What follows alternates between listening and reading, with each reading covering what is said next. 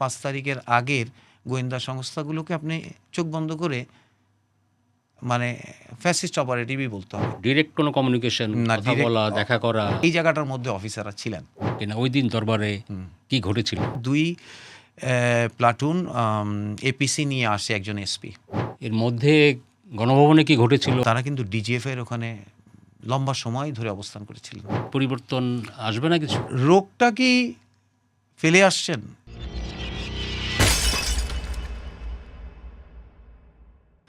জুলাই গণ অভ্যুত্থানের দ্বিতীয় বর্ষপূর্তিতে আমাদের পডকাস্ট সিরিজের আজকের অতিথি অবসরপ্রাপ্ত মেজর জামাল হায়দার। মিস্টার হায়দার ছিলেন তাদেরই একজন যারা এই আন্দোলনে অবসরপ্রাপ্ত সেনা কর্মকর্তাদের যে মুভমেন্টটা হয়েছিল সেটা আমরা সবাই জানি। তারা অনেকে পরিবার পরিজন নিয়ে এই আন্দোলনে সামিল হয়েছিলেন। তাদের মধ্যে অন্যতম একজন অ্যাক্টিভিস্ট মেজর জামাল হায়দার, যিনি নিজে শুধু বিভিন্ন সভা সমাবেশ মিছিলে অংশ নেন নাই, তিনি নিজে বিভিন্ন দেওয়াল লিখন তাতে তিনি অংশ নিয়েছিলেন। আপনাকে স্বাগত ধন্যবাদ জনাব হায়দার।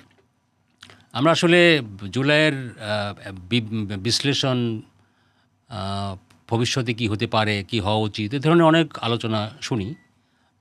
বাট আমাদের আজকের আপনার সঙ্গে যে আলাপটা করতে চাই সেটি হচ্ছে যে কীভাবে আপনাদের রিটায়ার্ড আর্মি অফিসাররা এই আন্দোলনে যুক্ত হলেন এবং কিভাবে তাদের বিভিন্ন অ্যাক্টিভিটিসগুলি তারা পরিচালনা করলেন, তাতে কি কোনো বাধা বিপত্তির সম্মুখীন হয়েছিলেন কি না। ইভেন 3 তারিখে 3 আগস্ট যে ক্যান্টনমেন্টের যে দরবার হলো সেখানে একটা বড় সিদ্ধান্ত হয়েছিল যে সেনাবাহিনী আর গুলি চালাবে না। এই সিদ্ধান্ত নেওয়ার ক্ষেত্রে আপনাদের এই মুভমেন্টের একটা বড় ভূমিকা ছিল বলে আমরা ধারণা করি। সেই পেছনের গল্পগুলো শুনতে চাই আপনার কাছে। আমি যদি প্রথমে এভাবে জানতে চাই যে কখন কিভাবে আপনারা যারা রিটায়ার্ড আর্মি অফিসার তারা কিভাবে যুক্ত হলেন এই আন্দোলনের সঙ্গে? ওকে, ধন্যবাদ। জুলাই তো একটা বড় ব্যাপার, আর সেই যুক্ত হওয়াটা হচ্ছে ভাগ্য, প্রথমত ভাগ্য। সিদ্ধান্তটা হয়তো প্রভাবিত, মানে একজন আরেকজনের সাথে প্রভাবিত।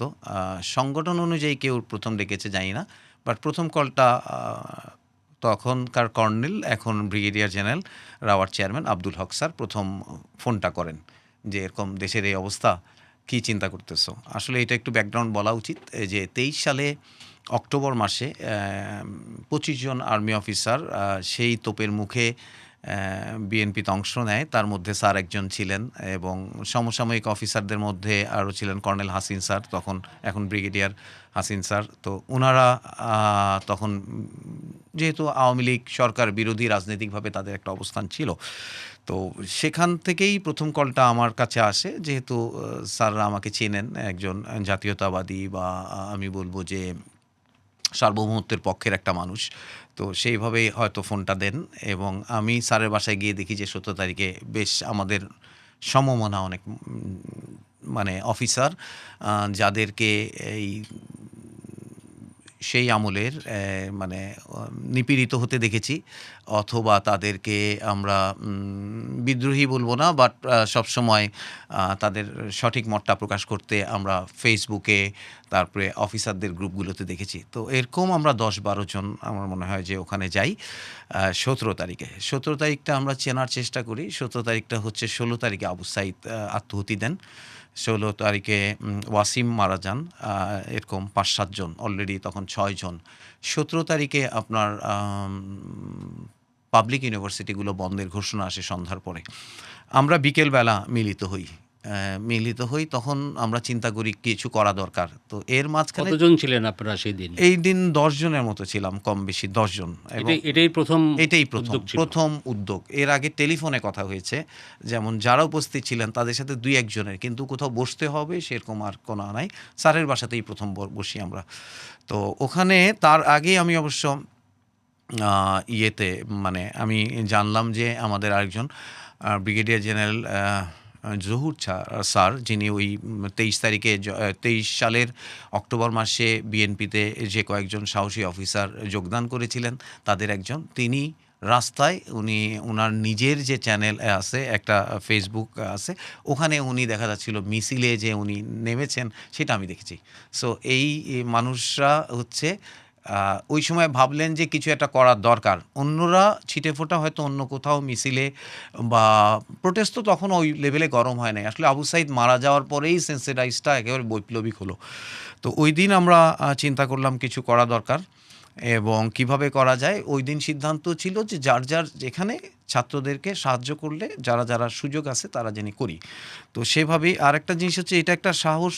একা একটা ভাবছি একটা পরিস্থিতিতে, আর কয়েকজন মানুষ যখন একসাথে হয়ে যাচ্ছে তখন কিন্তু একটা চিন্তা হচ্ছে না আরও মানুষ আমার মতো করে ভাবছে, এবং সেটা কিন্তু অনেক একটা শক্তি যোগায়। তো সেভাবেই আমরা শক্তিটা যোগানো হলো। এরপরেও আরও একদিন বসেছি। ফাইনালি 23 তারিখে আমরা চিন্তা করলাম না, এখন বিবৃতি দেওয়া দরকার, কারণ অলরেডি এর মাঝখানে আমাদের স্মৃতি থেকে হারাই গেল কিনা যে একটা কথা উঠছিল যে শেখ হাসিনা পালিয়ে গেছে। এই আবু সাইদ মারা যাওয়ার পরে যেভাবে সেন্সিটাইজ হয়েছিল, 17 তারিখে যখন পাবলিক ইউনিভার্সিটিগুলো বন্ধ হয়, 18 তারিখে কিন্তু একটা ঐতিহাসিক ঘটনা ঘটে। সেটা হচ্ছে প্রাইভেট ইউনিভার্সিটি যাদের আসলে কোটা আন্দোলনে তেমন কোনো স্টেক বা আমি মনে করি ডাইরেক্টলি সেইভাবে মনে হয় না, বাট তারা প্রগতি সরণি, বিশেষ করে ইস্ট ওয়েস্ট এবং ব্র্যাকের এখানে একটা মুভমেন্ট এই রাস্তাটার মধ্যে হয়, এবং এটা একটা মোড় ঘুরায় দেয়া আমি মনে করি মুভমেন্ট। সেইটা ভীষণভাবে সেন্সিটাইজ হয়, যেখানে private university almost die down হয়ে গেছিলো, বিকজ ঢাকা ইউনিভার্সিটিতে সবগুলি হল হল বন্ধ খালি করে করা, দেওয়া হয়েছিল। বন্ধ করা, প্লাস হচ্ছে আমার মনে হয় যে বিভিন্ন হলে মানে সরকারি বাহিনীর লোকজন দিয়েও কিছু অ্যাসল্ট হয়েছে। তো সব কিছু মিলে বন্ধ। প্রাইভেট ইউনিভার্সিটি ঘুরে দাঁড়ানোর সাথে সাথে কিন্তু জনসম্পৃক্ততাও অন্য লেভেলে চলে গেছে। সো আমরাও 2টা মিটিং হলো 17 তারিখে, আর 23-এর মাঝখানে আরেকবার গিয়েছিলাম স্যারের এখানে। নেক্সট হচ্ছে 23 তারিখে আমরা চিন্তা করলাম যে আমাদের একটা বিবৃতি দেওয়া উচিত রিটায়ার্ড কমিউনিটির পক্ষ থেকে। তার আগ পর্যন্ত আপনারা নিজেরা শুধু আলাপই করেছেন, কিন্তু আমরা আলাপ করেছি।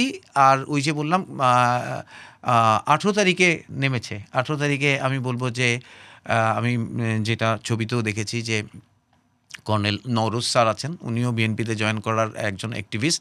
তো উনি ওই গেটের মধ্যে যে আগুন ধরানো হয়েছিল ডিওএইচএসের গেটে, ওই ঘটনাটাও খুব তাৎপর্যময়। কারণ হচ্ছে মিরপুর ডিওএইচএস সংলগ্ন হচ্ছে 2টা ইউনিভার্সিটি, 2টা শিক্ষা প্রতিষ্ঠান নাম করা, একটা হচ্ছে এমআইএসটি, একটা হচ্ছে বিইউপি। তো এই 2টা তো যেহেতু পাবলিকটা বন্ধ হয়েছে, ওরাও একটা নোটিশ জারি করেছে যে ওদেরটাও বন্ধ করবে। তো এই ছেলেগুলো অসহায় ছেলেমেয়েরা প্রোটেক্টেড একটা জায়গাতে ছিল। অলমোস্ট আমি বলবো তারা অনেকেই ডিওএইচএসে বাসা ভাড়া করে থাকে এবং প্রোটেক্টেড একটা জায়গাতেই তাদের বসবাস ছিল। কিন্তু ওই ঘটনাটা সরকারের সাথে এত একাত্ম হয়ে যে প্রশাসন যে ঘটনাটা মানে যে সার্কুলারটা দিল, সকালবেলা দেখা গেল রিকশায় করে মেয়েরা ছেলেরা ব্যাগেজ নিয়ে মানে খালি করার জন্য চলে যাচ্ছে। এর মাঝখানে যেটা হলো যে একটা টোকাই লীগ ওখানে একটা অ্যাসল্ট করলো বলতে হচ্ছে একদম মিরপুর ডিওএইচএসের ঢোকার গেট, ওখানে দেখা গেল যে টোকাই লীগ বলতে হচ্ছে মানে সবাই মানে অ্যাটায়ার দেখলেই বোঝা যায় তারা ওই ডিওএইচএসের বাসিন্দাদের ফ্লোরের বিল্ডিংগুলোর সামনেই ছেলেরা এই মুখে যখন বাইরে থেকে অ্যাটাক করা শুরু করলো। টোকাই লীগ বলতে আপনি কি আমি ছাত্রলীগ, এগুলো টোকাইয়ের মতো, ছাত্রলীগ তো নামে, হয়তো যুবলীগ, শ্রমিক লীগ, এই পার্টি।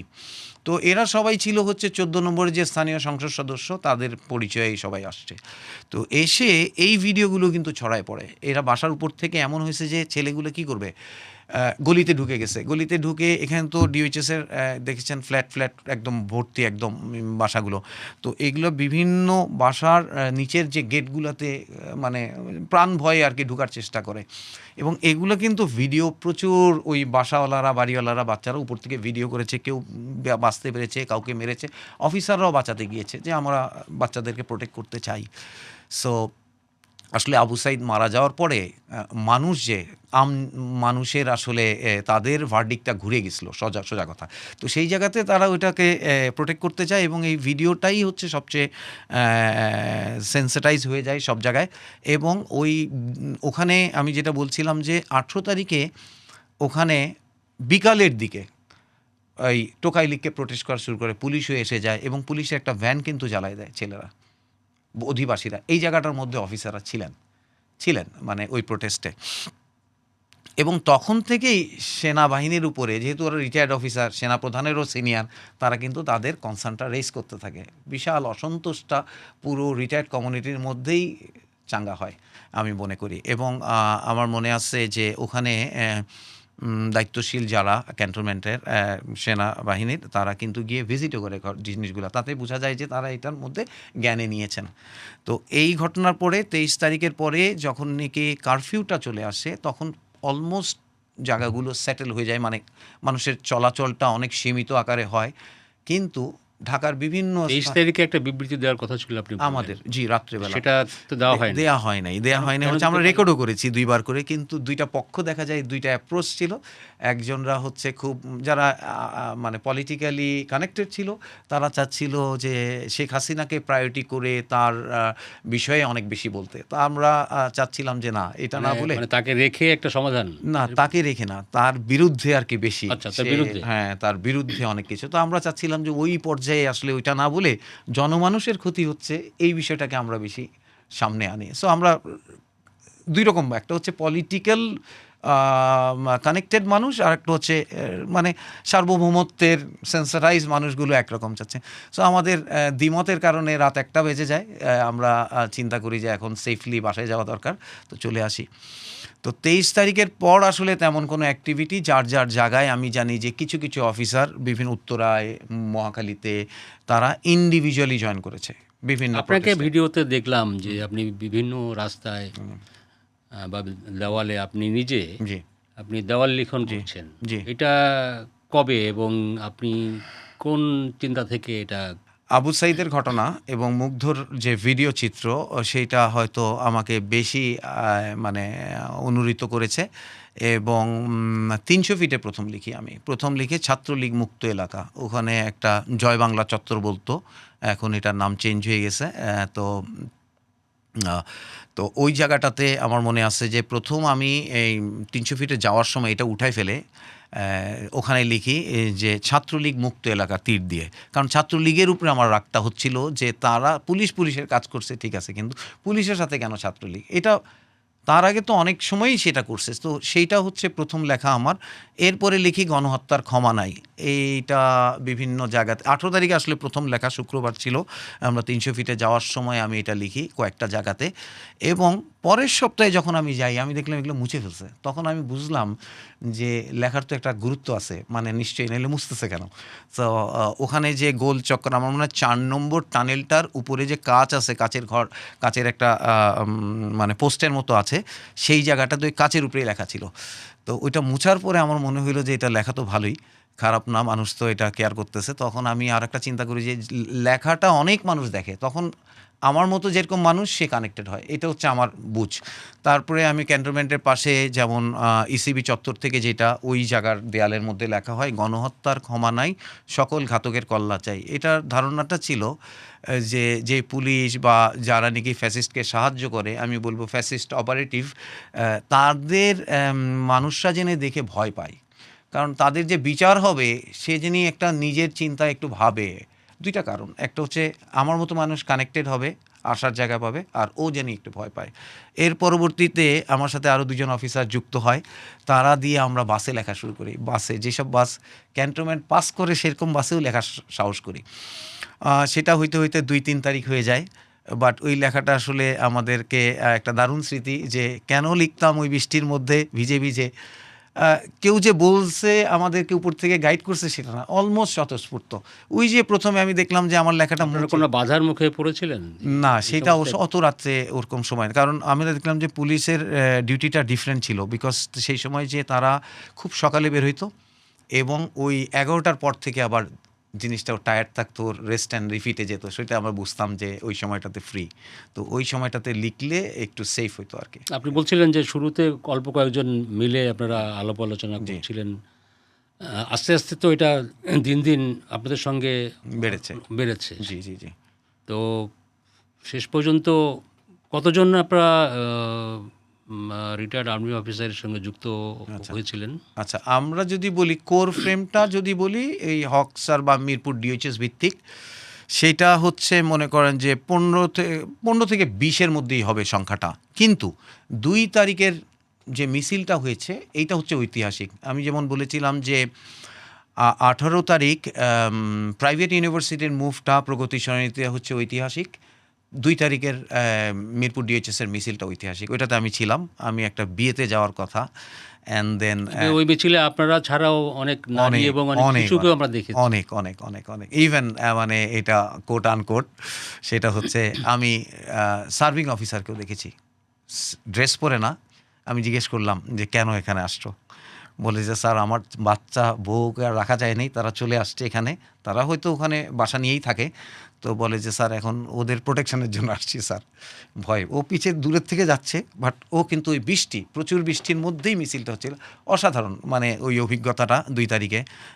আমার একটা বিয়েতে যাওয়ার কথা ছিল, তো আমি আমার ওয়াইফ ওরাও জানে যে আমি শার্ট প্যান্ট পরে বিয়েতেই যাচ্ছি, বাট আমি একটা ওখানে যেই মিছিলে যেই আপনার ব্যানারটা ইউজ করেছে ওইটা আমি প্রিন্ট করেছিলাম, নিয়ে গেছিলাম, এবং ওইটা নিয়ে আমি ওখানে যাই। আমরা ওখানে ওই যে বিবৃতিটা 23 তারিখে হকসারে দেওয়ার কথা ছিল, সেই বিবৃতিটা না আমরা ইউটিউবে আমাদের একটা ভিডিও ফুটেজ ছড়াই পড়ে 14 মিনিটের। সো ওখানে কিন্তু ফাইনালি ওই রিটায়ার্ড কমিউনিটির পক্ষ থেকে আমাদের বার্তাটা যায় যে না, এখন আর ফ্যাসিস্টের এইটা আমরা মানি না, আমরা রিটায়ার্ড কমিউনিটির পক্ষ থেকে আমরা এটা প্রতিবাদ জানাচ্ছি, আমরা ছাত্রদের সাথে সলিডারিটি করছি। এই হচ্ছে 3টা মেসেজ নিয়ে ওইটা মিছিল। ওই ভিডিওটা আমাদের রেকর্ডিংটা শেষ হয়, আমরা দেখি বাচ্চারা নিচে তারা চিৎকার করে ওই মিছিলটা করছে, ছোট সাইজ। বাট আমরা যখন নেমে আসলাম তখন বৃষ্টিও বাড়লো, মানুষও দেখা গেল অনেক বেড়ে গেছে, 3 থেকে 5 হাজার মানুষ। কিন্তু মজার বিষয়, পরের দিন কিন্তু মিলিটারি পরের দিন সকালে 9টা থেকে 11টা পর্যন্ত মাইকে বলেছে এই মিছিলটা করা যাবে না, এবং এই বিষয়ে সতর্ক করেছে। পরের দিন অ্যাব্রাপ্টলি ডাবল হয়েছে, 3 তারিখে ডাবল হয়েছে, এবং 3 তারিখে হওয়ার পরে মাইকিং করে নিষেধ করা হয়েছিল। হ্যাঁ, নিষেধ করা তো হয়েছে। যখন আপনারা মিছিল আবার নামলেন, কোনো রকম মানে ফিজিক্যালি কোনো না, বাধা বিপত্তি? এটা একটা আমি বলবো যে এটা একটা গবেষণাযোগ্য বিষয়, অবশ্যই গবেষণাযোগ্য। 2 তারিখে এই মিছিলটা ডেফিনেটলি 3 তারিখে সিদ্ধান্ত নেওয়ার জন্য একটা প্রভাব ছিল বলেই মনে হয়। কারণ ওখানে সিনিয়ররা অনেক, লেফটেন্যান্ট জেনারেলও একজন ছিলেন, হ্যাঁ ওই মিছিলে? হ্যাঁ মিছিলে ছিলেন, রিটায়ার্ড। এটাই আমার বিশেষভাবে আপনার কাছ থেকে জানার বিষয় যে 3 তারিখে যে সেনা নিবাসে যে দরবারটা হলো এবং যেখানে সিদ্ধান্ত হইল যে সেনাবাহিনী আর গুলি চালাবে না, এই সিদ্ধান্ত নেওয়ার ক্ষেত্রে আপনাদের এই মুভমেন্টের কোনো ইয়ে ছিল, কোনো প্রভাব ছিল কিনা, যুক্ততা ছিল কিনা? প্রভাব তো আচ্ছা দৃশ্যত যোগ্য কেউ করেছে আমার জানা নাই, টোটালি নাই। বাট আমিও নিজেও যেহেতু সেনাপ্রধান আমার পরিচিত মিনস আমরা এক জায়গায় চাকরি করেছি, তো আমিও একটা মেসেজ আমার মনে আছে যে আমি বোল্ড করে দিয়েছি ওনাকে যে টাইম টু টেক ডিসিশন। হ্যাঁ, ওটা হচ্ছে টাইম টু দেখে এই ধরনের অনেকেই দিয়েছে, এবং যারা তার থেকে সিনিয়র তারা কিন্তু ডাইরেক্ট কথা বলেছে। এমন বলেন নাই যে গুলি চালানো বন্ধ, এরকম না। উনি একটা বিবেচক মানুষ, আমরা সেভাবেই জানি, এবং উনি একটা নৈতিক মানুষ মনেই সবাই জানি। সো সিদ্ধান্ত বিভিন্ন কর্নার থেকে আপনারা ওনাকে প্রেশারটা আসছে, ওনাকে শুধু না, মানে আরও যারা অফিসার ছিলেন, রিটায়ার্ড অফিসাররা ডেফিনেটলি যারা মিছিলে আসেন নাই তারাও ফোন করেছে, ডেফিনেটলি তারা তো কনসার্ন রেজ করেছে, এইভাবে তো চলতে পারে না। এবং আপনি দেখেন ইতিহাসের সরাসরি কোনো আপনাদের এই যে রিটায়ার্ড অফিসারদের যে গ্রুপটা লিখিত বা এরকম না, ডিরেক্ট কোনো কমিউনিকেশন, কথা বলা, দেখা করা, অফিশিয়াল না, আনঅফিশিয়ালিও আমার জানা নেই যে ওনার সাথে ডাইরেক্ট গিয়ে মিট করেছে। বাট ক্রস ভেন্টিলেশনটা ছিল বলেই মনে হয় আমার কাছে, এবং সেটা সিদ্ধান্ত নিতে পরেই জানা গেছে যে স্যার মানে সেনাপ্রধান এই বিষয়ে কনসাল্ট করেছেন, তার যাদেরকে যোগ্য মনে করেছেন তাদের থেকে কনসাল্ট করেছেন। মানে যারা মুভমেন্টে ছিলেন না, মুভমেন্টে ছিলেন না, তার থেকে সিনিয়র যারা, তাদের মেন্টর, আনঅফিশিয়াল বা যাদেরকে তিনি যোগ্য মনে করছেন তাদের সাথে নিশ্চয়ই করেছেন। সেটা মানে লেখাপড়ায় হয়তো ইনডিরেক্টলি বোঝা গেছে। কারণ হচ্ছে এটাকে সার্কামস্টেন্সিয়াল, মানে পারিপার্শ্বিক বিষয়গুলো এমনভাবে ডেভেলপ করেছে যে উনি ওইটাই নিরাপদ, এবং ইতিহাসও বলছে বা আমি বলবো যে ঘটনা তো ঘটেই গেছে, এখনও বলছে যে ওইটাই মনে হয় যোগ্য ডিসিশন ছিল, আদারওয়াইজ কি হতে পারতো। আপনি কি জানেন বা খবর খবর শুনেছিলেন কিনা বা কিছু জানতে পেরেছিলেন কিনা ওই দিন দরবারে কি ঘটেছিল? ওই দিন দরবারের ঘটনা তো অনেকেই অনেকভাবেই দিয়েছে। একদম আমি কারো থেকে যিনি ছিলেন তার থেকে কোনো কিছুই শুনি নাই, কিন্তু আমরা সব কিছুই হোয়াটসঅ্যাপে আমরা দেখি। ইভেন আমার তো মনে হয় ভিডিওতেও আসছেন একজন ফিমেল, উনিও অফিসার, উনি যেভাবে বলেছেন ৭ জন না ৮ জন কথা বলেছিলেন, একজন আবার মুনাজাতের সুরে করেছেন। পুরো জিনিসটাই আসলে আমি বলবো যে বাংলাদেশের পক্ষেই ঘটেছে। মানে ওখানে যারাই কথা বলেছেন, ইভেন ওই কথাগুলোও যে এত পাওয়ারফুল ছিল, যে সিদ্ধান্তটা, সঠিক সিদ্ধান্তটা নিতে মানে আমার মনে হয় যে অনেক ভূমিকা রেখেছে। তাহলে সরাসরি আপনাদের এই যে না, যারা আমরা মুভমেন্ট আমাদের মতো করেছি। এটা গণমাধ্যমের সিস্টেমে গেছে আর সোশ্যাল মিডিয়ায় গেছে, আর ও মানে সেনাপ্রধানের বিষয়টা সেভাবে পাবলিক হয় নাই, কিন্তু ওই দিন মিটিংয়ের ৭-৮ জন কথা বলেছে, তার কন্টেন্টটা আমরা হয়তো জানতে পেরেছি সোশ্যাল মিডিয়ার মাধ্যমেই, অফিসিয়ালি তো ব্রডকাস্ট হয় নাই। আপনি বলছিলেন যে বিবৃতি যেদিন দেওয়ার কথা 23 তারিখে ওই দিন একটা ডিফারেন্স অফ ওপিনিয়ন হয়েছিল। জি জি জি। এটা ছাড়া কি আর কোনো আপনাদের যে ইনিশিয়েটিভটা এটা কি আর কোনো মতভেদ ছিল এখানে, বা ধরেন অনেকে তো অনেক কর্নার থেকে নানানভাবে এটাকে চায় ইয়ে করতে। সেরকম কিছু আর কিছু না, face করেছেন? সেটা আমি চোখে পড়িনি। আমরা দুইটা ফরম্যাটে দুইটা স্টেটমেন্ট মানে লেখা হচ্ছিল। দুইজন সিনিয়র অফিসার লিখছিলেন। তো দেখা গেল যে দুইজনেরটা মানে কাছাকাছি হচ্ছে না। যার কারণে ফাইনাল টাইপ করে ওইটা প্রিন্ট করে মিডিয়াতে দেয়া, এই কাজটা আর সম্পন্ন হয় নাই। আমি ১১টার সময় লিভ করি। তখন পর্যন্ত মানে দ্বিমতের মধ্যেই ছিল। হয়তো সেটাই ভালো ছিল, বিকজ ২৩ তারিখে তখনও ফ্যাসিস্ট অনেক পাওয়ারফুল ছিল। সেটা দিলে কি কনসিকুয়েন্স হতো আসলে আল্লাহ যেটা ভালো মনে করেছেন সেভাবেই হয়েছে মনে হয়। কারফিউ অমান্য করে আপনারা রাস্তায় নেমেছিলেন। কারফিউ অমান্য, তখন আসলে কারফিউ অমান্য করে কয়েকটা পয়েন্টে অ্যাক্টিভিটি চলছিল পুরো ২৩ তারিখ থেকে নিয়ে ২ তারিখ পর্যন্ত কয়েকটা পয়েন্টে। তো আমি ঢাকা ইউনিভার্সিটিরটায় গিয়েছিলাম ৩ তারিখে। ২ তারিখে এখানে বনানীতে ছোট্ট একটা প্রসেশন ছিল। এত সেন্টারে এরকম একটা অভিজাত এলাকায় আমি পরিবার নিয়ে আসছিলাম। ওখানে খুব সুন্দর একটা কথা লেখা ছিল। বাট একটা মজার জিনিস হচ্ছে, সোশ্যাল মিডিয়ায় যে হোয়াটসঅ্যাপ গ্রুপগুলোতে, সেগুলোতে আসলে কিন্তু একটা ছোট ছোট পার্লামেন্ট। সেখানে কিন্তু আপনি যে ঘটনাটা ঘটছে সেটার কেউ পোস্ট করছে, যিনি সেন্সিটাইজ হচ্ছেন। এখন আপনি যখন দেখবেন যে ফ্যাসিস্টের পক্ষে কেউ কথা বলছে না, তখন কিন্তু অটোমেটিক্যালি জনতার যে একটা পার্লামেন্ট মানে সোশ্যাল মিডিয়া ভিত্তিক, সেখানে কিন্তু ওরা হেরে যাচ্ছে। যেমন আমাদের বনানী ডিওএইচএস ফ্যামিলি সিম্পল একটা অরাজনৈতিক একটা প্ল্যাটফর্ম, জাস্ট শুধুমাত্র মানুষ কংগ্রাচুলেশন, ইন্নালিল্লাহ এই ধরনেরই হয়, আর দুই একটা পান। বাট আমি দেখলাম সেই সব জায়গাতেও কিন্তু সেই সময়টাতে অনেক অ্যাক্টিভেশনটা হচ্ছিল, এবং এই যে এখানে প্রসেশনটা হবে এইটার ব্যানারটা পোস্ট করা হয়েছিল, তুমি সব ফুল ছিঁড়ে নিতে পারো, বসন্ত আটকাতে পারবে না। তো এটা আমাকে খুব কানেক্ট করেছিল। সো আমি ভাবলাম যে এটাতে যাবো। আমি এসে দেখলাম যে হার্ডলি ২ ডজন মানুষ, ২ ডজন, অনলি ২ জন। বৃষ্টি পড়তেছে ২ তারিখ সকালে, এবং আমরা দাঁড়ানোর পরে আমার মনে হয় যে ২৫০ লোক ফাইনালি হয়েছিল। তো সেইটা আসলে এরকম ছোট ছোট ঘটনাই বড়। বাট প্রথম যে অফিসারটা মিডিয়াতে আসে সেটাও একটা স্পেশাল। তার নাম হচ্ছে হুইসেল ব্লোয়ার, আমি বলি ফিরোজ ইফতেখার, লেফটেন্যান্ট। তো সে হচ্ছে মার্চ ফর জাস্টিস হয়েছিল আমার মনে হয় ইয়ের দিকে, আপনার কোর্টের দিকে মার্চ ফর জাস্টিস একটা ছিল, ওখানে ও যায়। তা আমি দেখলাম যে ওকে মিডিয়া যেভাবে মানে কানেক্ট করেছে, এবং সেই মিডিয়ার আবার রিভিউ ইন্ডিয়া থেকে আসতেছে যে মিলিটারি অফিসাররা, ওইটা ২৯ তারিখের ঘটনা, ২৯শে জুলাই। তো তখন আমার মনে হলো যে না, আমাদের প্রেজেন্সটা তো আসলে শুধু আমি একটা মানুষ প্রেজেন্স না, এটার একটা ভালো একটা ইম্প্যাক্ট আছে, উৎসাহ যোগায় সাধারণ মানুষকে, আবার দেখা যায় যে এটা পুরো সিস্টেমটাকে একটা শক্তি যোগায় বা ইম্পর্টেন্স পায় মিডিয়াতে। তো সেইভাবেও আমরা আসলে আসার চিন্তা করি। যেমন ৩ তারিখে কিন্তু অনেকে গেছে, এবং যমুনা টিভিতে আমাদের ইন্টারভিউগুলো মানে কথাগুলো প্রচার হওয়ার পরেও সেটাও দেখলাম যে অনেক বেশি মানে কানেক্ট করেছে মানুষকে। যে এখানে brigadier general Hasan Nasir sir, এখন যিনি সামরিক উপদেষ্টা, ব্রিগেডিয়ার শাম স্যার, উনিও ছিলেন, উনিও বক্তব্য রেখেছেন। আপনারা যমুনা টিভিতে দেখবেন যে উনি প্রধানমন্ত্রীর এখন সামরিক উপদেষ্টা, উনিও ওই জায়গাটাতে ছিলেন।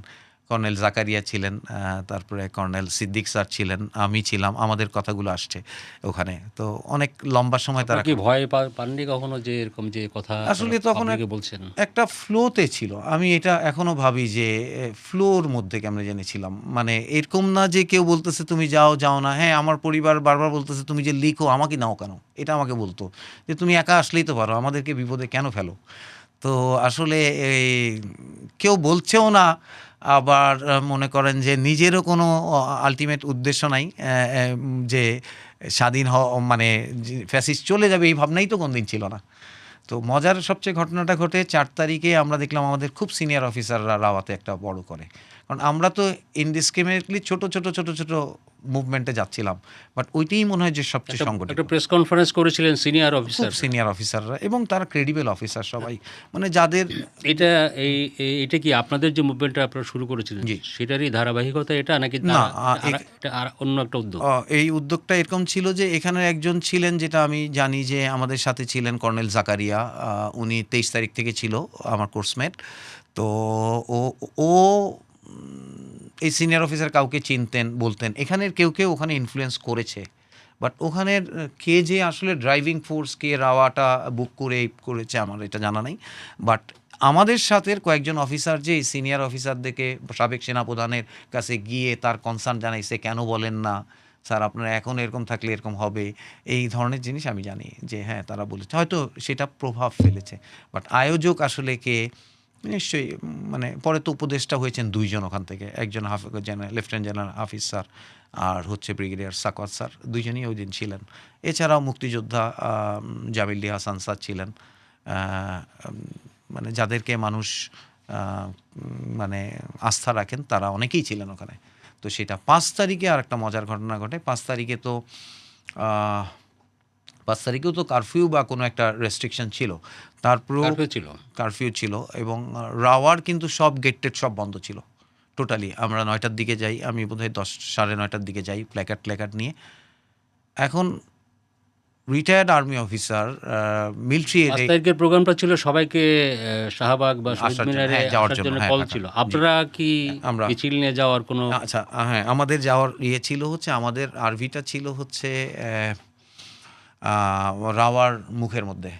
তো ওখানে প্রায় ২০০-৩০০ অফিসার আসছিল ওই দিন, একদম ভেঙে চুরে অনেক আসছিল। এবং আমিও একটু অবাক হয়েছি যে মিডিয়াও ছিল পাল্লা দিয়ে, এবং আমিও খুব অবাক হলাম যে এত মিডিয়া কিভাবে, মানে শুধু ফৌজের এটাই রিটায়ার্ড কমিউনিটিকে এত গুরুত্ব দিয়ে সকাল থেকেই দেখি যে বৃষ্টির মধ্যে প্রচুর মিডিয়া, মানে ৩০টা ক্যামেরা মিনিমাম হয়তো ছিল, এখানে ৩০০ জন অফিসার।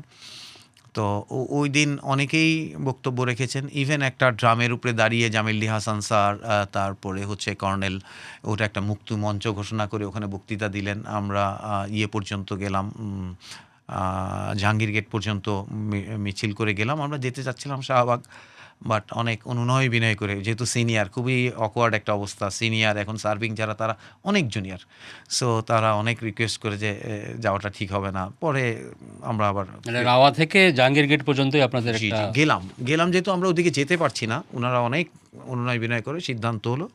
ওখানে জেনারেল আকবর স্যারও ছিলেন, উনি তো আমাদের প্রয়াত খালেদা জিয়া দেশনেত্রীর ছিলেন, উপদেষ্টা ছিলেন, উনিও ছিলেন। সো ওই দিন আসলে বেশ ৩০০ মানুষ ছিলেন, আর মহিলারা ছিলেন। এটা একটা মজার জিনিস যে মহিলারাও আসছিলেন, প্রায় ২০-৩০ জন ছিলেন। তো ওদিকে যেতে পারলাম না, এখানে ফিরে এসে তখন 10:30 বা 11টা বাজে, এবং কি করা যায়, এবং আমার ওই সময়টাতে একটু হতাশই লাগছিল, এটাও কি অন্য বারের মতো মানে ইয়ে করে ফেলবে, উনি ম্যানেজ করে ফেলবে, এটা আমার মনে হচ্ছিল। তো সিনিয়ররা বললো, না তোমরা একটু কষ্ট করো, একটু ধরে রাখো, মানে এই জায়গাটা ক্রাউডটা ছেড়ো না। তো আমরা ক্রাউডটা ছাড়ি নাই, ওখানে কন্টিনিউয়াসলি যেমন ছাত্ররা জনতা নর্মালি করে, ওই দিন কিন্তু রিটায়ার্ড আর্মি অফিসাররা ওই রাওয়ার ওখানে ধরে রাখছে। এর মাঝখানে যেটা হয়েছে যে 2 প্লাটুন এপিসি নিয়ে আসে, একজন এসপি 2টা প্লাটুন নিয়ে আসে এবং খুবই অ্যাগ্রেসিভ মুডেন, এবং সেই ভিডিওটাও হয়তো এসপি মানে পুলিশ আর পুলিশের এসপি, হ্যাঁ পুলিশের এসপি, এরা একটু জঙ্গি মুডেই আসে, একদম খুব যুদ্ধেংদেহী। তো ওখানের বচ্চাটা বা ওখানে যে মানে খুব সাহসিকতার সাথে অফিসাররা কিন্তু মোকাবেলা করে, এবং ওরা আসছিল একেবারে, মানে যেহেতু মিডিয়া চঞ্চল ছিল একদম, তো ওই জায়গাটাতে অফিসারদের ভূমিকাটা অনেক স্ট্রং ছিল। তো ওরা একটা লাইন দিয়ে শাহিন কলেজের সামনে, যে আপনার শাহিন কলেজ আর ক্রস করেন না। তো আমরা একটু হতাশ হচ্ছিলাম, এর মাঝখানে খবর পাই যে না, টঙ্গী থেকে মানুষ আসা শুরু হচ্ছে। হ্যাঁ, তারপরে খবর পাই আশুলিয়া ব্রিজের ওখানে কিন্তু 8টার সময় 50,000 লোক চলে আসে তখন। আসলে জিনিসটা এরকম হয়েছে, ওই স্রোতটাই আমার মনে হয় এয়ারপোর্ট আসতে আসতে 2 লক্ষ মানুষের স্রোত হয় এবং বাড়তে থাকে। ওই তথ্যটা যখন পাই যে হ্যাঁ মানুষ রওনা হয়ে গেছে, তখন আর আমরা আর মুভ করি না। রাওয়াও দেখলাম যে তাদের দরজাটা খুলে দিল, এই 11:30টার দিকে দরজাটা খুলে। আন্দোলনটা তো আসলে কোটা বিরোধী। ব্যবস্থা নিয়ে শুরু হয়েছিল। তো আপনারা কখন বুঝলেন যে এটা আর ওইখানে ওই জায়গাটাতে নাই, এটা অন্যদিকে চলে যাচ্ছে? সরকার পতনের দিকে যাচ্ছে, এটা কি 2 তারিখেও কেউ ভেবেছে সেইভাবে? আমার তো মনে হয় না, মনে হয় না। আমরা আর সেইভাবে কানেক্টেড হই নাই। তো আমি অন রেকর্ড আমি কিন্তু বলতাম যে এটা একটা সার্বভৌমত্বের সংকট। আমি সবসময় বলতাম 17 বছর এক একজনের এক এক অ্যাসেসমেন্ট। যেমন আপনি বলতে পারেন গণতন্ত্র নাই, ভোটের অধিকার নাই, এরকম ধ্বংস হয়েছে, লুট হয়েছে, কিন্তু আমি সবসময় শুরু থেকেই আমার বুঝেছিল যে না, এটা সার্বভৌমত্বের সংকট। ওকে, তো সেই সংকট মোকাবেলা করার জন্য বা সংকটের সমাধানের জন্য কি আপনারা সরকার পতনের কথা ভেবেছিলেন নাকি? সেটা আমার ভাবনা, আমার ভাবনা। আপনি যদি দেখেন যে যমুনা টিভির ওখানেই তো ফাইনাল মানুষের ভার্ডিক্টটা, মানে টেস্টামনিটা দেখেছে, ওখানে আমরা 6 জন কথা বলেছিলাম। সবার ইয়ে ছিল হচ্ছে সলিডারিটি, ছাত্রদের মানে চাহিদাটা, দাবিটা ন্যায্য। আপনারা ছাত্রদের দাবিটাকেই ন্যায্য। মেনে নিতে বলছিলেন। ছাত্রদের দাবিটা ন্যায্য, তাদের উপরে যেই কাজটা করছে এটা অন্যায়। এইটা হচ্ছে 2টা, এইটাতেই কানেক্ট। সমাধান 23 তারিখে হচ্ছে ওদের দাবিটা মেনে নেওয়া, এখানে তো আর কোনো কিছু নাই। 16 তারিখে মারা যাওয়ার পরে আবু সাইদ, জিনিসটা আসলে মানুষের হৃদয়ে চলে যায়, সেটাই। মানে উনি একটা তখন হচ্ছে ফ্যাসিস্ট তো এর আগে কেউ কোনোদিন ওইভাবে বলতে, আমি মানে ফ্যাসিস্ট রাজনৈতিকভাবে বলা হতো। রাজনৈতিক বলা রাইট, কিন্তু সামাজিক বা ব্যক্তি পর্যায়ের, পারিবারিক পর্যায়ে তো এইভাবে বলা হচ্ছিল না। বলা হয়েছে যখন ওই হত্যাটা হচ্ছে গণহত্যা মনে হয়েছে, সামনে একদম খুব পয়েন্ট শুটিং, তো ওইটা গণহত্যা। আসলে গণহত্যা তো এরকম যে মারা গেছে তো আগে তো নূর হোসেনও তো এরকম পয়েন্ট শুটিং হয়েছে, নূর হোসেনের মারা গেছে। কিন্তু এইবার দেখা গেছে যে এই মারা যাওয়াটা এই সোশ্যাল মিডিয়ায় বা মোবাইল থেকে মোবাইলে ছড়ানোতে আমার মনে হয় যে জিনিসটা ক্রেজটা অন্য লেভেলে গেছে। সেম মিরপুর ডিএইচএসে ওই ভিডিওটা, যে চাপাতি হাতে, লাঠি হাতে ছাত্রদেরকে বেডিং অবস্থায়, ছাত্ররা নিরীহ, অ্যাপারেন্টলি ছাত্ররা আপনাকে কি হিট করে আপনার মনে, যে এটা আমার বাচ্চার মতো, এটা নিরীহ, আর ও হচ্ছে একটা ডিফারেন্ট। তো এই ছবিটা সিনিয়র অফিসারদেরকে ভীষণভাবে, পরিবারকে সেন্সারাইজ করেছে, সেইভাবেই আসলে কানেক্টেড। আপনি বলছিলেন 5 তারিখ সকালে যে আপনাদের মুভমেন্টটা ছিল রাওয়া টু জাহাঙ্গীর গেট, জি, এবং আপনাদেরকে যেতে দেওয়া হচ্ছিল না। তখন আপনার মনে হচ্ছিল, ভয় হচ্ছিল যে না আবার ম্যানেজ করে ফেলবে। হ্যাঁ, তো কখন বুঝলেন যে না, মানে যেটা তখনকার দাবি ছিল সেটা ঘটতে যাচ্ছে? ওকে, 3 তারিখে আমরা যেদিন ইয়েতে যাই, শহীদ মিনারে যাই, আমরা 3 তারিখে শহীদ মিনার ছেড়ে আসি, ওইটা মনে হয় যে 5টার দিকে, 4:30-5টা। আমরা শহীদ মিনার থেকে শাহবাগ পর্যন্ত হেঁটে আসতে আসতে ঘোষণা হয়ে যায় দফা 9 থেকে 1 চলে আসে। কিন্তু মানে আমরা আফসোস করতেছিলাম, আমাদের সামনে বললে ভালো হতো, জাস্ট লিটল বিট, 10-15 মিনিটের ডিফারেন্সে আমরা হাঁটতে হাঁটতে বলে 1। 3 তারিখ থেকে মানুষের মনের মধ্যে দেখেন 2টা জিনিস হচ্ছে, একটা ক্যান্টনমেন্টে বলছে আর গুলি চালাবে না। আমি জানি না 2টা সূত্র আছে কিনা, টাইমিংগুলো একটু ক্যাচ করতে হবে। আর ওইদিকে ওরা ঘোষণা করে দিল আর আমরা চাপ, এরকম তো অনেকই হয়েছে, এরকম হয় নাই যে তা না, কিন্তু আসলে আর্মি ওই আমি যেটা বললাম 11:30টার সময়ে আমার মনে আছে আমি বসে আছি রাওয়ার সামনে, ছেলেপেলেরা ওই বাদ্য বাজাচ্ছে, এই মুহূর্তে দরকার, মানে ওই ধরনের স্লোগান দিচ্ছে। কিন্তু যখন ওই ইয়ের টঙ্গী থেকে মানুষের মিছিলটা আসতো, আমার এক কোর্সমেট ওই মিছিলে ছিল, সেও তো আমাদের সাথে কানেক্টেড ছিল না শুরু থেকে, সে কিন্তু শুরু থেকে ছিল না। সে আমাকে গল্পটা বলল যে আশুলিয়ায় প্রায় 50,000 লোক সকালবেলা 8টার সময় আসছে, ওরা নাস্তা করছে, এবং ওরা ওই এয়ারপোর্ট পর্যন্ত আসতে আসতেই কিন্তু মানুষ দেখছে যে স্রোতটা বড়, জানলা দিয়ে দেখেছে, ও নিচে নেমে এসছে। বিষয়টা এরকমই হয়েছে আমার মনে হয়, ওইটাই মনে হয় যে মেল্টিং পয়েন্ট বা ওই জায়গাটাতেই সব মানে প্রেশারটা আসছে। আমি 11:15টার দিকে মনে হয় আমার ওই বন্ধুকে ফোন করার পরে, ওই ঘটনা বলার পরে আমি ওয়েট করলাম। অনেকে তখন চলে গেছে, বিকজ অনেকে সিনিয়র অফিসার, তাদের শারীরিক নিডের কারণেও তারা, যেহেতু রাওয়ার গেট টেট বন্ধ, ওনারা চলে গেছেন। তারপরে আমরা ওয়েট করতেছি, 1টার দিকে মনে হয় অলরেডি 12টা বা 1টার দিকে খবর আসে যে সেনাপ্রধান কথা বলবেন। তখন আমার মনে আছে যে রাওয়া টেলিভিশনটা চালু করে সবাই দেখার জন্য উত্তেজিত, যেহেতু গেট খুলে দিছে বাথরুমের কথা বলে, ভিতরে ঢুকছে সিনিয়ররা, তখন এই টিভিতে সবাই দেখার জন্য আগ্রহ বোধ করলো। এই যে সকাল থেকে 1টা পর্যন্ত যে সেনাপ্রধান বললেন তিনি কথা বলবেন, এর মধ্যে গণভবনে কি ঘটেছিল বা সেরকম কোনো কিছু? এর মাঝখানে আমি দেখলাম যে ওই সকালবেলা তো আকবর স্যার আসছিলেন আমাদের এখানে ছিলেন, এবং আমার মনে আছে যে 12টার দিকে বা 12:30টার দিকে আমাকে জিজ্ঞেস করলেন যে অমুকের টেলিফোন নাম্বার আছে কিনা তোমার কাছে, দাও, স্যার চাচ্ছেন। হ্যাঁ, তো ওটা হচ্ছে আমার মনে হয় কর্নেল মোশাররফ স্যার খুঁজতেছিলেন। কার টেলিফোন নাম্বার? মানে অন্য রাজনৈতিক নেতাদের, ছোট ওই যে সাকি বা ওদের রাজনৈতিক নেতাদের, মানে মানে জেনারেল আকবর স্যার চাচ্ছেন, সেটা আমাকে ওই কর্নেল মোশাররফ স্যার, ওনার খুব ক্লোজ এলাই, অ্যাসিস্ট্যান্ট, তো উনি আমাকে সম্ভবত সেনাপ্রধান বলার ওনাকে পর অর্গানাইজ করতে বলেছিলেন, এরকম কিছু মনে হয় এখান এটা উনি ইন্টারভিউ দিয়ে বলেছেন। জি, সেটাই হতে পারে, সেটা হতে পারে। তখন উনি এই অর্গানাইজ করার ব্যাপারে কিছু ভূমিকা রাখছিলেন আমার মনে হয় গণভবনে, বাট উনি নিজে কেন গেলেন না, ওনার যাওয়াটা হয়তো দরকার ছিল। ক্যান্টনমেন্টে, মানে ওই গণভবনের সিস্টেমে যাওয়া। মির্জা ফখরুল তো গিয়েছিলেন, গণভবনে না, এটা তো ক্যান্টনমেন্টে সকালে গিয়েছিলেন। ক্যান্টনমেন্টে। হ্যাঁ, ক্যান্টনমেন্টে আমাদের মিছিল শেষ করে উনি হয়তো স্যারের কাছে গেছেন, মানে সেনাপ্রধানের কাছে গেছেন। বড় ঘটনা ঘটেছিল, সেটাও উল্লেখ করা দরকার 5 তারিখে। সেটা হচ্ছে একদল অফিসার, সেটা আমি মিস করেছি বিকজ আমি তখনও কর্পোরেট একটা জব করতাম। আমার বিষয়টা হচ্ছে তখন আমাকে 7:30টার সময় আমার আসলে ওই মিটিং ছিল, অ্যাপ্রাইজ করা মাল্টি ন্যাশনালে যেটা হয়, যে লিডারশিপ টিমকে, যে মানে পরবর্তী দিনের কর্মসূচি কেমনে, কি সিচুয়েশন কি। তো ওই দিন ডিজিএফের গেটে অনেকে যায়, এটাও একটা তাৎপর্যময় ঘটনা। এটাও আমাদের মানে নির্মোহভাবে, মানে কোনো বায়াসনেস ছাড়া এটা বিচার করে এটার মূল্যায়ন করা দরকার। এখানে কর্নেল হাসিন স্যার ছিলেন, ব্রিগেডিয়ার হাসিন স্যার বর্তমান, ব্রিগেডিয়ার হাসান নাসির স্যারের উদ্যোগেই মারুফ কামাল স্যার ছিলেন, ওই যে রাষ্ট্রদূত সাবেক গুম হয়েছিলেন, এবং অনেক জুনিয়র অফিসাররা ছিলেন, জুনিয়র মানে রিটায়ার্ড জুনিয়র অফিসার।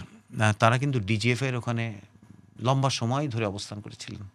সন্ধ্যার পরপরই তারা আসছিলেন, আসার আগে একটা লাইভ করেছিলেন। ওনাদের কনসার্নটা কিন্তু খুব সিরিয়াস ব্যাপার ছিলেন, কারণ ওনারা এই দূরদর্শীর সাথে চিন্তা করেছিলেন। কারণ হচ্ছে যে যাই বলুক, ফ্যাসিস্ট অপারেটিভ হিসেবে, মানে আমি বলব 5 তারিখের আগের গোয়েন্দা সংস্থাগুলোকে আপনি চোখ বন্ধ করে মানে ফ্যাসিস্ট অপারেটিভই বলতে হবে, কিছু করার নাই, এটা বাই ডিফল্ট। সো ওনারা একটা জিনিস চিন্তা করেছিলেন যে ভয়ে হোক, শঙ্কায় হোক, ঘুম যারা আছে তাদেরকে হয়তো মেরে ফেলাও হইতে পারে, জাস্ট আলামত ছড়ানোর জন্য। তো ওনারা এই ডিজিএফআই বিল্ডিংয়ের সামনে কচুক্ষেতে গিয়ে অবস্থান করেন এবং লাইভ টাইপ করে একটা পরিস্থিতি, পরে অবশ্য ডিজিএফআই এই পয়েন্টটা থেকে আমি বলবো যে একটা সিরিয়াস ভালো একটা সিদ্ধান্ত নেন যে না, ওই দিকে যান নাই। যদিও আমরা জানি যে আমি যতটুকু শুনেছি জেনারেল স্যারকে, জেনারেল আমান আজমি, ওনাকেও কিন্তু ছেড়েছে, কোথাও একটা জায়গায় হ্যান্ড ওভার করে নাই, ওই দেখা যাচ্ছে প্রত্যন্ত অঞ্চলে ফেলে দিয়ে আসছে বা ওখানে ছেড়ে দিয়ে আসছে অন্ধকারে, মানে জিনিসগুলো এরকম, কোনো ডকুমেন্টেড কিছু না। বাট আমার বিষয়টা হচ্ছে আমরা একটা ট্রান্সফরমেশন হয়েছি, একটা ফ্যাসিস্ট অপারেটিভ থেকে এখন তো আমি রাষ্ট্রের অংশ, একটা প্রতিষ্ঠানের অংশ। সেই জায়গাতে ট্রান্সফরমেশনটা আমার আসলে মনে করি যে সঠিক হইলে আমরা হয়তো বেনিফিটগুলো পাইতাম। কী কারণে আমরা ফ্যাসিস্ট অপারেটিভ হয়েছি সেই জায়গাতে এখন পর্যন্ত কেউ কোনো ওয়ার্কশপ করেছে কিনা, লিডারশিপ এটা নিয়ে কোনো অ্যাসেসমেন্ট করেছে কিনা, এটা হওয়াটা খুব দরকার ছিল।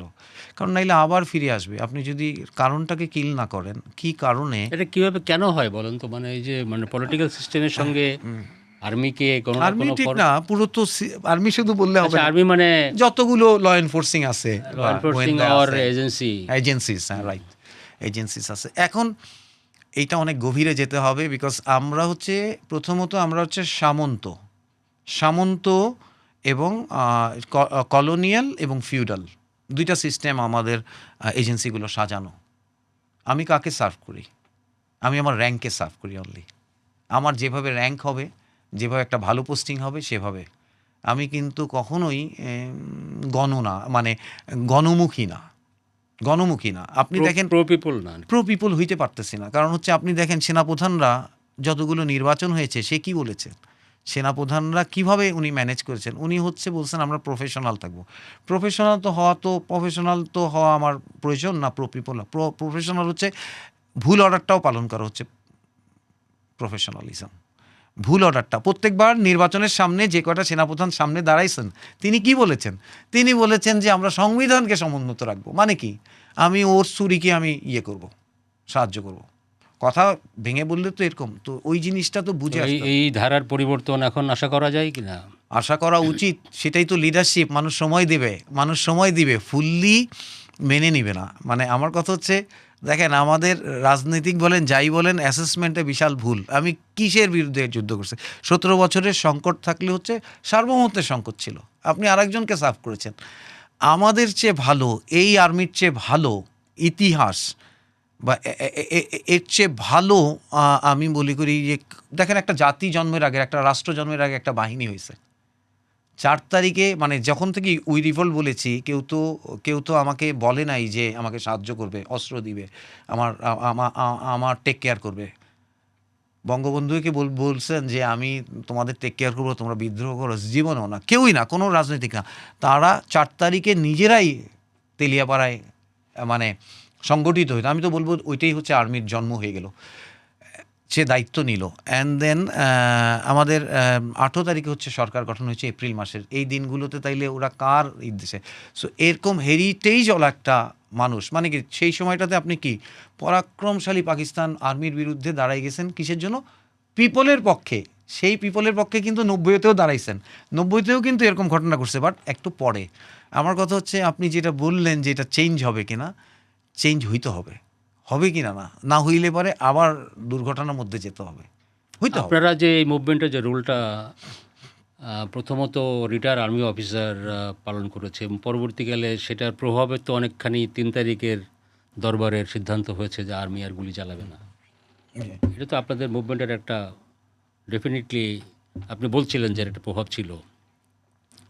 তো আর্মির রিটায়ার আর্মি অফিসারদের অথবা সিটিং সার্ভিং অফিসারদের যে একটু ভূমিকাটা এই মুভমেন্টকে কেন্দ্র করে দেখা গেল, এরপরেও কি এই ধরনের বিষয়গুলি পরিবর্তন আসবে না কিছু? 100% আসবে। আমি রাষ্ট্রপ্রধানের মধ্যে পজিটিভিটি দেখি। অ্যাটিটিউড হচ্ছে 100%। মানে আপনি যদি দেখেন অ্যাটিটিউড সব কিছুর 100%। আমি সেটার পক্ষপাতী। রাষ্ট্রপ্রধান আর সরকার প্রধান, সরি, সরকার প্রধান পজিটিভ মনে হয়। কারণ কয়েকদিন আগের বিবৃতিতে এই জিনিসটা মনে হয় আসছে যে আমরা 71 সালে স্বাধীনতা পেয়েছি, সার্বভৌম চূড়ান্ত হয়েছে আমাদের 24-এর গণ আন্দোলনে। এরকম একটা স্টেটমেন্ট ক্রিয়েট হয়েছে আমি দেখলাম। তা আমি এই স্টেটমেন্টের সাথে অনেক মানে আমি অনেক একাত্ম। তো এখন যদি তাই হয়, দেখেন আমি কিন্তু কোনো বায়াস চিন্তা করতে চাই না। আমার একটা কথা শেখ মুজিবুর রহমানের খুবই পছন্দের। উনি একটা কথা বলছিলেন খুব স্পেসিফিক, বাংলাদেশের প্রথম পাসিং আউট প্যারেডের দিন উনি বলছিলেন যে আমাদের দরকার পিপুলস আর্মি, আমার প্রফেশনাল আর্মির দরকার নাই। আমাদের যে ধরনের দেশ, যে ধরনের আমার শত্রু, যে ধরনের আমার বর্ডার, যে ধরনের আমার ডিনামিক্স, সেটাতে আমার অবশ্যই গণমুখী সেনাবাহিনীটাই দরকার। উনি উদাহরণ দিয়ে বলছেন পাকিস্তান আর্মি হচ্ছে প্রফেশনাল আর্মি, আমাদের দরকার পিপলস আর্মি।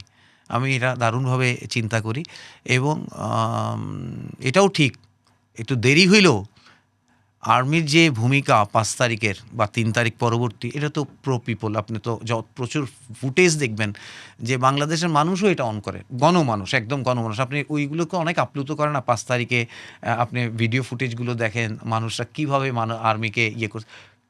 90 সালেও তাই, 75 সালেও তাই, আপনি দেখেন একই রকম। সো আমাদের আসলে আলাদা হওয়ার কোনো সুযোগ নাই। আপনি বলেন, আমি ওই যে বললাম যে আমাদের স্ট্রাকচারটা তৈরি হয়েছে হচ্ছে উপনিবেশিক আর ফিউডাল। ফিউডাল হচ্ছে সামন্ত, উপনিবেশিক। সো ওই বীজ থেকে বের হনো লাগবে। ওই প্রজ্ঞাটা যার আছে তাকে এই দায়িত্বটা দিতে হবে। প্রজ্ঞার অভাব আছে, প্রজ্ঞার। এখন সবাই যদি আমরা সুখবৃত্তের ভিতরে যেতে চাই, সবাই যদি আমরা আমাদের র্যাঙ্ক ভিত্তিক কন্ট্রিবিউশন করতে চাই, র্যাঙ্ক ফোকাসড কন্ট্রিবিউশন করতে চাই, তাইলে আসলে মুশকিল। সো এইটা বুঝার সেই বুদ্ধিমান মানুষটা দরকার, সেই জায়গাটায় নেয়ার বুদ্ধিমান মানুষ দরকার। আমি মনে করি বাই দিস টাইম আপনি যেটা বললেন যে দেখেন ওই আর্মিটাই, বা আর্মি বলবো না, সেই এজেন্সিসগুলো ট্রান্সফর্ম হয়ে এখন আছেন, বাট রোগটা কি ফেলে আসছেন?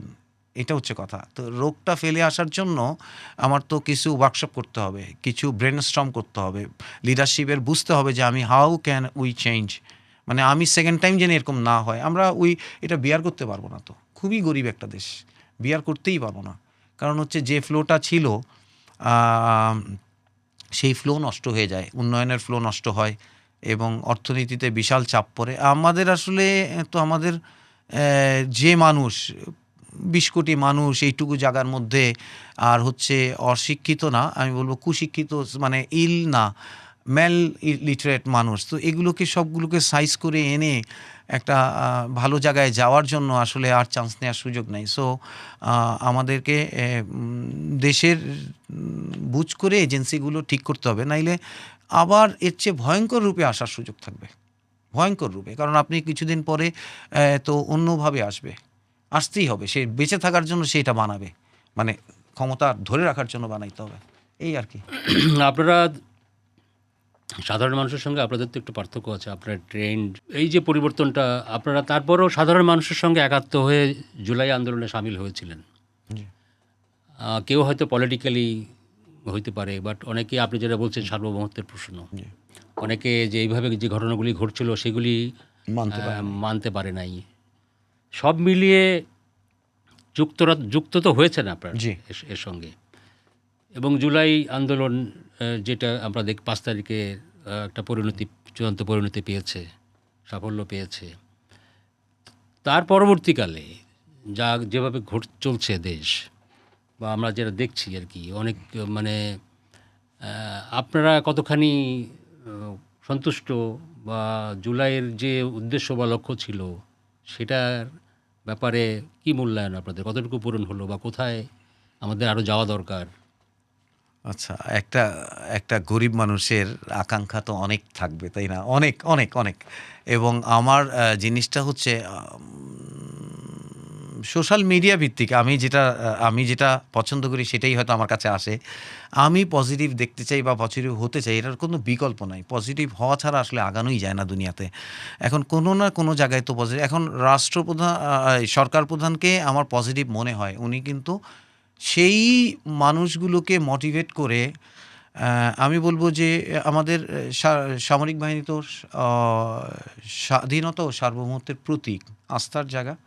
তো এইটাকে আসলে মেলাইন করে যেভাবে যথেচ্ছাভাবে মানুষ করতে চায়, এইটার মধ্যে আমি যেতে চাই না।